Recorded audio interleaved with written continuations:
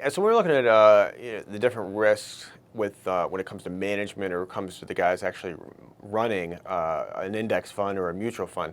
There's a wide range of differences here, and a lot more risk, in my opinion, when it comes to the mutual fund side of it. An index fund, S&P, the Spider S&P 500 index fund, for example, is just buying the 500 stocks that are in the S&P 500 and just sitting on it. If we buy a Dow Jones index fund, they're buying those 30 stocks and they're just sitting on it. Unless there's a change in the Dow 30 or the S&P 500, a stock getting dropped or a new one getting added, these guys aren't changing the portfolio. They're not churning the portfolio. They're not buying. They're not making buy or sell decisions. They're just letting it be.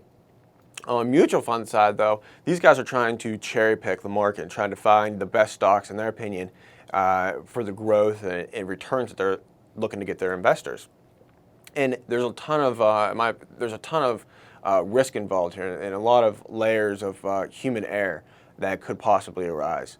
So, one, they're making decisions on when to buy or when to sell, whether stock's overvalued, undervalued, all that kind of stuff. So there's risk involved in that. These guys could be wrong.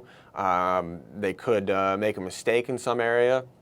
They could have a wrong investing thesis, think the company's going to be growing 10, 20%, and something doesn't pan out right. The other thing too we need to look at is on a mutual fund. Like I said, these guys are, there's a head of the fund that's leading the fund and making the main decisions. Well, what if this guy up and leaves? What if he's performing really well, he's beating the market, and then he gets an offer from somebody else, or he decides to go out and start his own fund?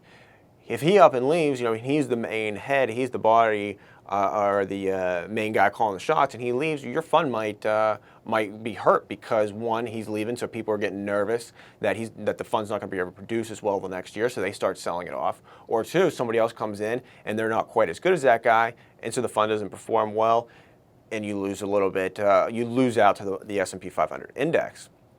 So there's a ton of risk here, and I'm not saying that there's no mutual fund out there that hasn't had a manager for a long period of time or hasn't outperformed the market over a long period of time. But the majority of investors that are putting their money into a 401k plan, they only have so many options. So they might not be able to find one of these guys that have really done well, or one of these funds that have really done well over the long haul. So they're going to be better off and better served, realize better returns over a period of 5, 10, 15 years if they just buy an index fund, sit on it, and be happy with their returns.